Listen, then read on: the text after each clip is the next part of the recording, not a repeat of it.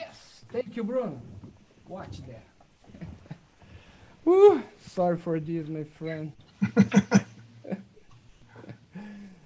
Well, Well, we're on. I think we are live. Yes, it says so on the screen. Yes, let me just check it. I have to check. I don't believe I'm with the great. You can see? You can see me? Yes, Okay. All right. Just one sec.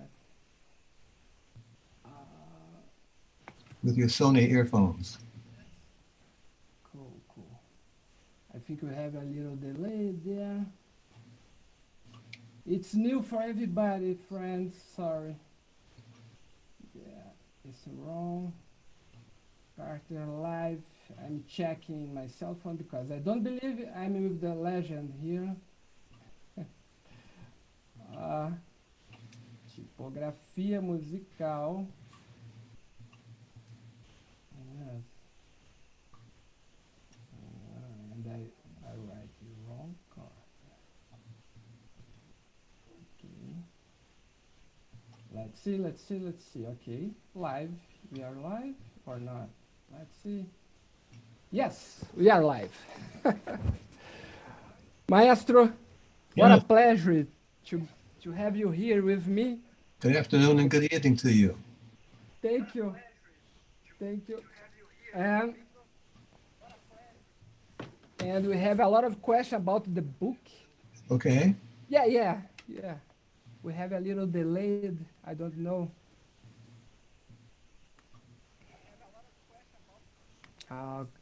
I think I know. I mean listen to the YouTube also. That's the problem. Sorry, man.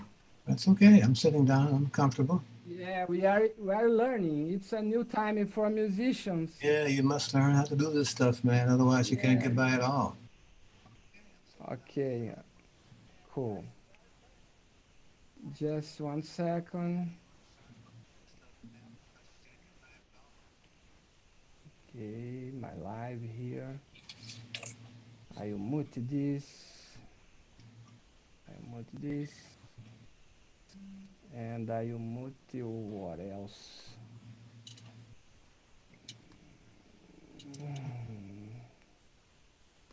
Can't believe. Well, I can live with this. It's a little delayed. I listen to the things after I speak. But Mr. Ron, Yes, starting again. okay. Thank you for being here to My talk pleasure. about this wonderful book. It's beautiful. It's very inspiring, and I'd like to introduce you a little. Okay, Ron Carter is to me and for a lot of the jazz musicians around the world the most important best player in the jazz music, in the playing double bass, playing electric bass, and I have some CDs here to to see. I have here Miles Davis ESP. I have Fred Hubbard, Red Clay. I have one that I loved, Heart and Soul, with Cedar Walton, oh yeah, that's record. with Milton Nascimento, with Tom Jobim, with Hermeto Pascoal. It's incredible, man. And thank you for sharing this knowledge with us, musicians around the world. Thank you. It's fun for me to share ideas. Thank you.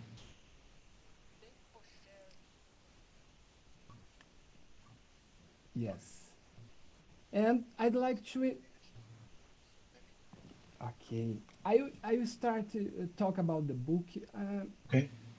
Uh, what sparked in you the idea to make this book with this approach? Do you believe that something was lacking, this sense for teaching? Well, my view is that there are a lot of bass players who need to need help finding a direction. And sometimes the teacher is always the best source of helping them find a direction. My view as a teacher is to show the students the skill level, the technique that's necessary for them to find the notes that they think are okay. And hopefully I have them sensitive enough to make the choice that that note really was not a great note. If you keep looking, you'll find those. And I think my books, I kind of steer my books in the direction that they are helpful in showing them a certain level of skill to help them find the notes they think are important for them and the music.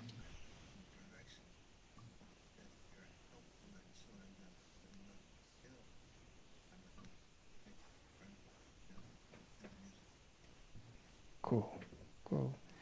And this great idea of this transparencies, the red chords to highlight the alternative changes, which is a pun on the title of the book, right? Yes. How was that? How did you came up with this practical solution for the book? Well, I was doing a recording session with some of my really wonderful friends and really great players, Billy Drummond on drums and Javon Jackson on saxophone. And we were doing this recording session. And during one of the pauses in the recording session, Billy Drummond asked me, he said, Ron, I said, what? He said, how do you do that? And I said, how do you do what? He said, how do you hear the song for one run through, and the second time you have a whole set of changes based on this song? And I said, I don't know, I have to think about that. I just kind of do it, you know. He said, well, what you should do is sit down and figure out what your process is. And a couple of months later, I decided, oh, okay, maybe he's onto something I should do. So I sat down a couple of months after that and decided to figure out how would I demonstrate in the book that I'm not there to walk you through the process, to show you and talk to you of what it is, so you understand how I make these choices and what these choices I make in the transparencies, what they result in. So my thought was, how can I have them both to do that? So I put some samples together and some not very good cellophane paper, transparency paper, and even worse, penmanship, to see if I could draw a diagram and have the student see how I make these choices and what these choices are in fact still based on the original changes. If you follow my line, you'll see how I developed these changes based on what the chords were supposed to be originally. And by having these transparencies, these see-through, it helps the student and the bass player, the professional bass player, see exactly what these chords, how they started out. They started as a C7. I'm playing an F sharp to B right there. It's supposed to work. And I only hope that the musicians that they are playing with, that I'm playing with, will be able to trust my judgment and agree that this substitute chords I'm playing, the F sharp to B rather than the C, are chords they'll find easy to play and a whole new view of the song for them. I wanted to show the student a whole process, a whole song, not just a chord or so, not just two or three changes. So this book has 4 or 5 blueses and Autumn Leaves somewhere in the back, Scarrow, and a couple of songs that they can see the process works through a variety of song forms, not just the blues. And I think so far the results of this book, as I've talked to musicians who have it and have spent time with it, I'm on the right track and they appreciate my efforts. Yes, I have to say the three tunes that you choose is perfect. Uh, Blues, rhythm changes, and autumn leaves. Everybody want to play these for play jazz music, right? Everybody knows these songs, man. I mean, I don't care Yeah. how experienced you are, how big the band is. At some point during the course of the night, you're going to play one of these kind of songs. You have to play a blues Yeah. somewhere. And you have to play rhythm changes because that's part of the library, whether the melody changes or not.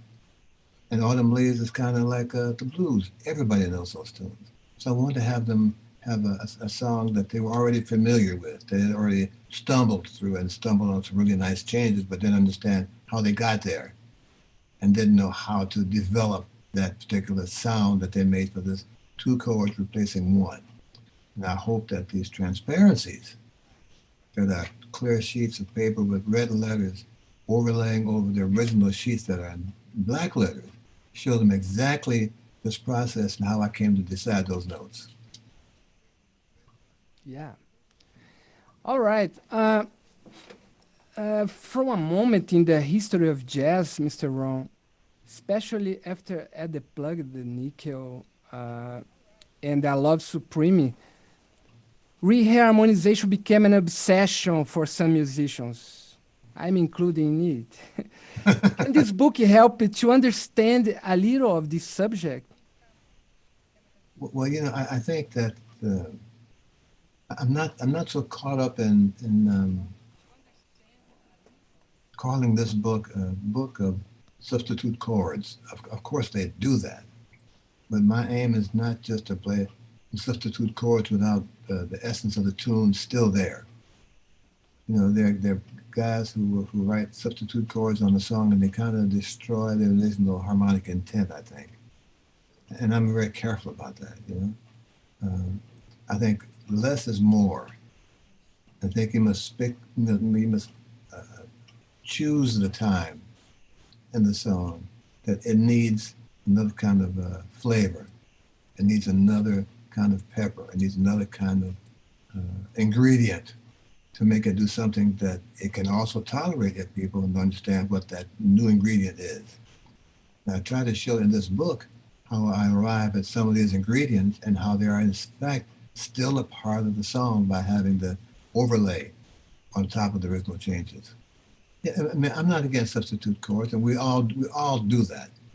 But this book is not specifically dedicated to just playing alternate chords for the sake of alternate chords, just to be a harmonic reason, and a harmonic place, and a harmonic rhythm that these chords have the most value, and for the moment, more value than the original changes do.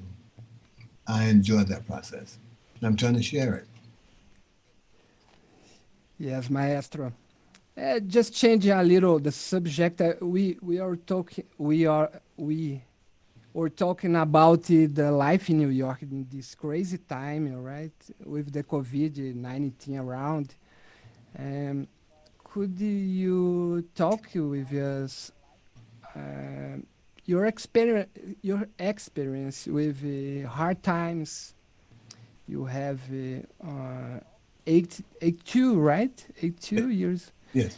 and you saw a lot of things in the world, in the music, in the history.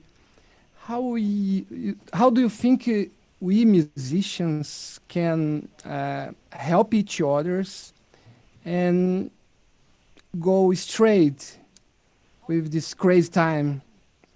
Well, I think one of the things that we have to do, and one of the things I'm learning to do, is learning how to do various electronic things like Zoom. That's not part of my conversation up until this past spring. I knew the term, but I never had to deal with it. And for the moment, it was okay. I didn't need to know it. It didn't make me play better. It's just an event in the computer. Well, now that I can't see my friends often, and I haven't played with my trio since March the 2nd. I miss seeing Russell Malone. I miss talking to Donald Vega, let alone miss playing with them. But by understanding this technology that's not available for me, that's called Zoom, I can dial them up and give a Zoom conference so I can see them. I can feel their humor. I can know how their life is. And I can trust that they will share some of the feelings that this is causing them to have that's not comfortable. And that when we share these kind of feelings, although we're not playing them on the bandstand, it makes the day not so strange because we are sharing some emotions with friends who are sharing the same feelings with us.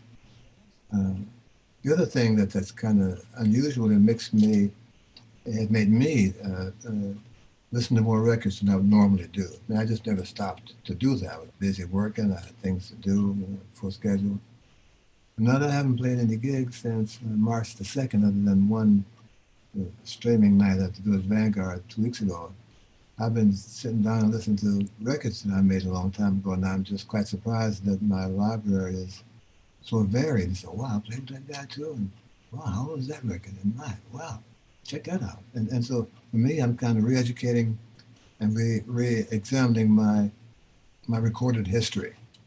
And while I'm still a little shy about listening to me play all the time, it's important to kind of see how I started and where I am based on the record I made in 1987, 1997, and 2007. You see I kind of see my career as being a tree. When you cut a tree, you see the rings at the growth of this rings, And to listen to those records that I kind of now I have time to listen to, I have a chance to kind of measure my growth, as it were, by the rings in this tree, by the records I pick and the date they're on. So for me, it's been kind of a personal research time. And a little embarrassing, but also quite amazing that I did that kind of stuff.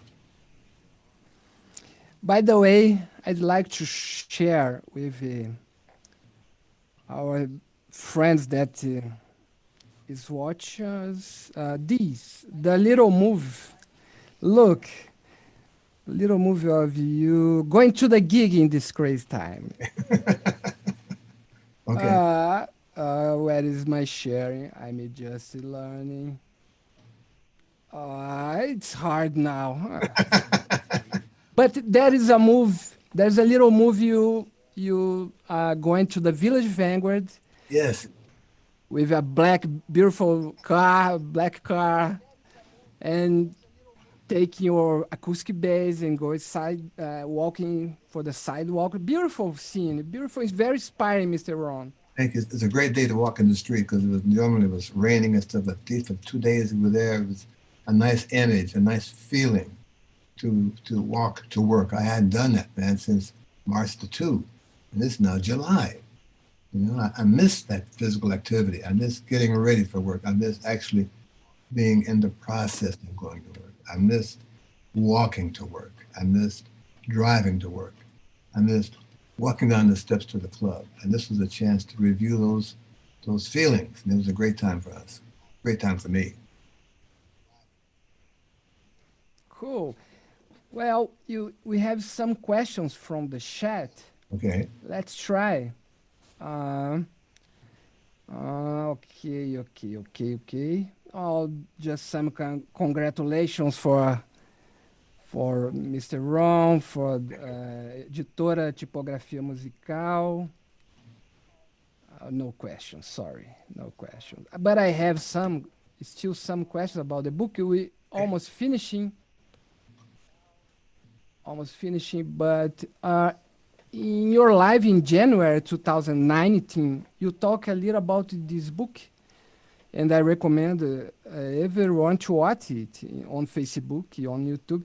And there is an excerpt where the video hangs, and you were saying about a joke you have with your students. When Dominique asks, how often do you find yourself playing notes that are not the roots in your lines? Do you remember this? Yes. The joke? Yes. I tell them, if you want some roots, go to the dairy, go to the organic farmers. There are a lot of roots there, a lot of vegetarians, a lot of roots there. Potatoes, onions, all that stuff. Roots are nice to have, but I'm very selective when I play one. And if I think it's a person that is expecting a root at a certain time, my job is not to give it to them then. Cool. Yeah, roots are nice, but again, first, my job is to make the harmony interesting. My job is to make the harmony challenging. My job is to make them think about what the next note could possibly be. And if I give them not a roots, they know it's coming. There's no fun for that for me. Cool. So seldom I play a root, just to say, yes, I know a root. Here comes one. There. No more for the rest of the week. Yeah, good.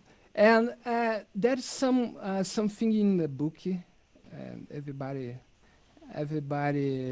you see there, you talk about transcription. What do you think about transcription? Well, I think now that you mentioned that book, I have one coming out in the next 2 weeks that contains transcriptions of 8 songs. The difference is that there are 3 choruses for each song. And I hope when the student or the bass player sees this book of transcriptions, they will follow my recommendations, which are, I want them to look for sequences of harmony. I want them to look for the sequence of a series of notes and where they play the bass. I want them to look for sequences of rhythm. And once they circle these places in the book for the first chorus, look and see where they are in the second chorus. And look and see how they are in the third chorus, to see how I've developed this idea of sequential harmony and sequences in rhythm to make the bass line sound fresh and different every chorus, despite me using old material. Okay. But carefully, they'll see that's nice things to stumble on. You know, I think I learned, I have been learned polyrhythm and play the piano for all my life for this moment, because I'm listening to you talking 2 minutes ago. Terrible. But it's working for the audience, I think. Okay. And when you come to Brazil again, I'd like to go with you around the schools, for the schools Yes. and universities. Yes. Absolutely. Yes. I'm happy to do that with you. Yeah, we are waiting for you, I'm ready to get down with there. love, man. I'm ready to get down there as soon as they say it's okay to get back into New York. There are something that I missed that you'd like to talk about the book. No, I want them to understand that I'm sure somewhere they heard me say that I don't believe in transcriptions. I want to make it very clear to them that an isolated transcription of one chorus does not help them play better. That one chorus that they're transcribing or has been transcribed for them is a picture of a perfect chorus, theoretically, because it's isolated to one chorus. But they have no idea what made that chorus work. Is the drummer playing the right rhythm? Is the piano chord just perfectly right? This is the third take of the song that they did. In my book, in this book of transcriptions, it shows them how I've developed an idea from the first chorus through 3 choruses on different songs. So the process to understand is it's not always new material in terms of new note orders. They're new as to where they're placed in the song and the effect they have on the tune. Cool, So I absolutely. hope that they'll understand I that, understand you. that they'll get the book and have a great time with it. I had a great time writing it. Yeah, I'm having a great time already. I have the book. And I used to go to the piano with the book, and then through the bass, through the acoustic guitar, and try a lot of ways. There Yeah. are a lot of paths to go, right? Yes, It's an absolutely. amazing book. For Yeah. advanced musicians, for beginning musicians, I think Yeah. it's perfect for The everybody. choices that they need that are Congratulations available. again. Absolutely. Yeah. And thank you for sharing this knowledge with Yeah. us. Yes. It's Teachers yours. do that.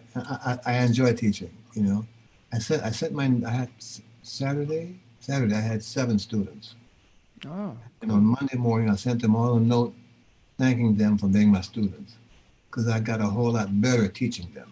So I enjoy teaching. Cool, cool. Great. Thank you for everything. I'd like just to say some thank you for some, first of all, for you. Thank you for this time, Maestro. Thank you Thank you. very Thank much. I appreciate it. Thank you, Penny Kidjelberg, you. Yes. Shelburne. for the attention and support. Thank you. Yes. Guy do Vigano, all right? For revision in my translation, your Yeah. student, right? One of my really good students too. Cool. He's going to be a really good Uh, player. for my wife Christiana and my daughter that always supporting me. Thank you, my little girl, teen piano player. Ah, To Bruno and Roberto from Editora Tipografia Musical. Thank you, man. Thank you, guys. thank you. Thank you. And everybody, that stayed here for the time with this Yeah. legend, Thank you. this live legend, Mr. Ron Carter. Thank you for your time. God bless you. And hope to see you soon. Yes, I'm ready for you. I have a brand new pair of shoes that I have not worn yet, so I'm gonna wear them in Brazil. I'm wearing them in South America. Thank you. Best man.